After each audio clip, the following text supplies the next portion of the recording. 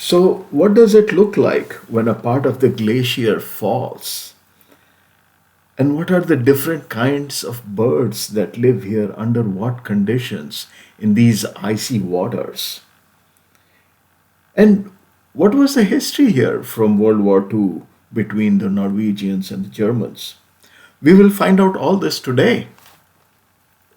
We are going to be on our way to the Lilliehöökbreen glacier right up front. It's supposed to be 13 miles long. We are lucky. We were looking at the forecast yesterday, and we were a bit worried about the lack of wind, because this is exactly what can happen. So we are in fact fortunate that we do still have a slither here where we still can see, and we're able to go out cruising. We'll be out for just under an hour. An unforgettable Zodiac cruise in front of the Lilliehöökbreen, one of Svalbard's most impressive glaciers.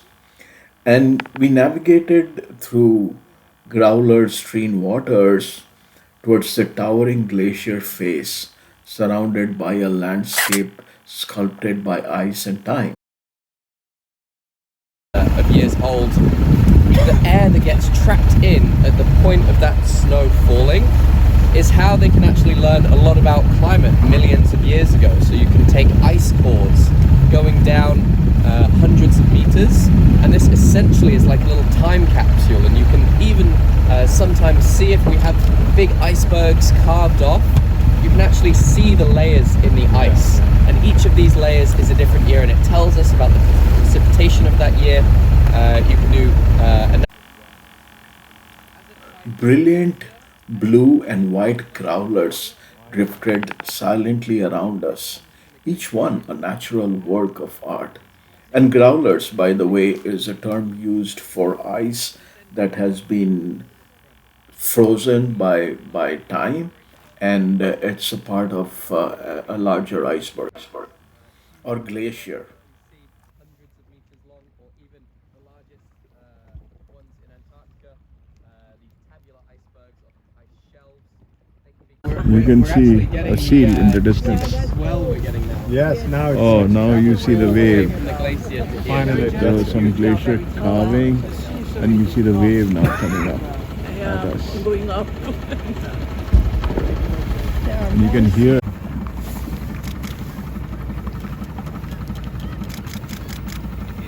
Look at this floating ice with the blue coming down. It's like straight.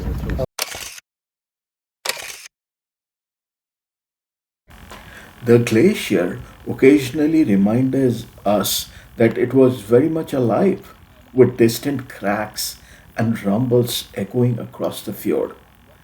And we also spotted seals among the ice and seabirds soaring overhead. One of the highlights was holding a piece of crystal clear glacial ice containing tiny air bubbles trapped thousands of years ago. An extraordinary chance to hold a fragment of the Arctic's ancient past in our hands.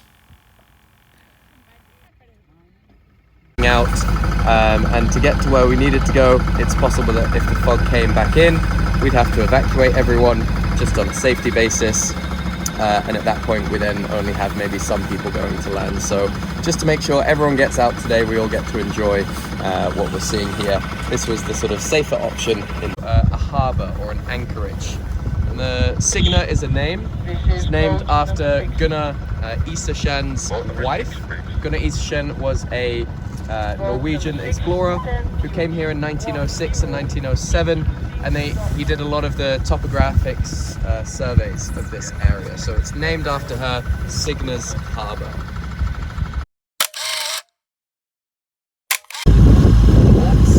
They fly very similarly. We had a weather station here by the Germans, but the Norwegians came and captured it.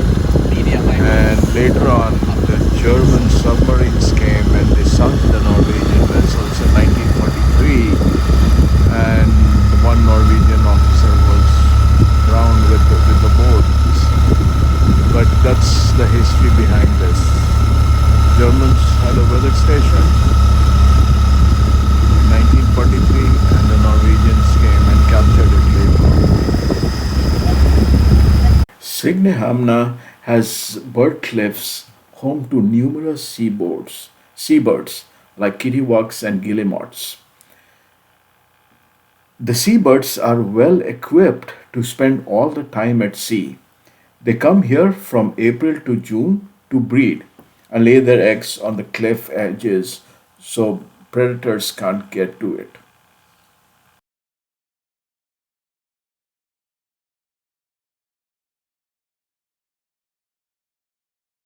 Will take turns, so the female will go away, the male will incubate in the egg, go out and feed, and then of course swap around, and they're just building up for when that egg hatches and they can give lots of energy to that chick. Can I ask? So the egg sits on some hole there, they don't make a nest? They don't make a kind of normal nest that you would think.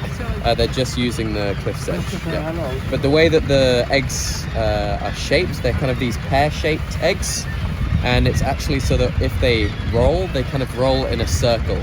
So hopefully they don't roll off of the cliffs. And there are those guillemots in the water.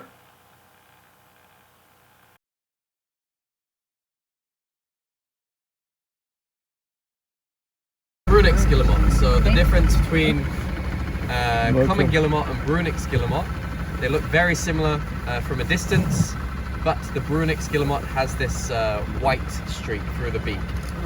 So using binoculars, you might be able to see, or with your camera. Do you see all the fog over there at the distance? And that's the reason we could not land here and had to just settle to sailing past the coast. A bit of a vantage point, but I'm quite admit, I don't know if it was maybe closer to the ship. It's created from the water.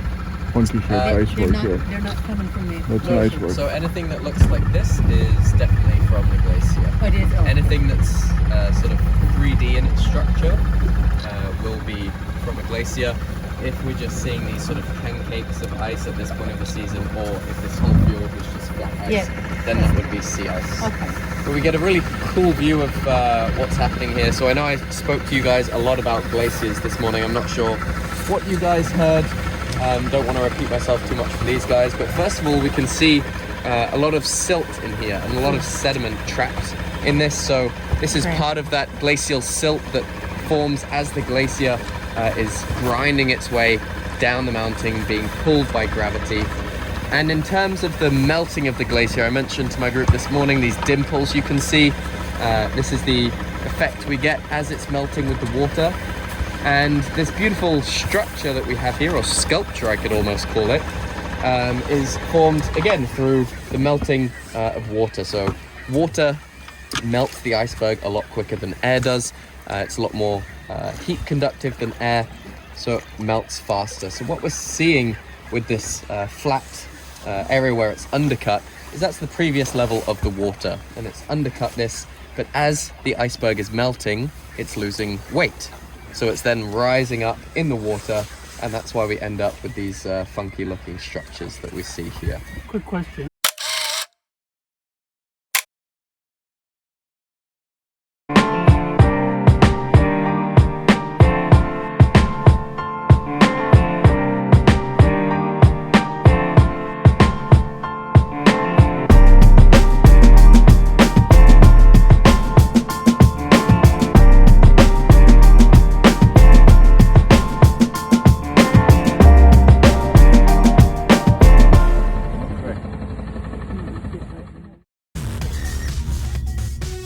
Nutrients are the limiting factor, both in the water for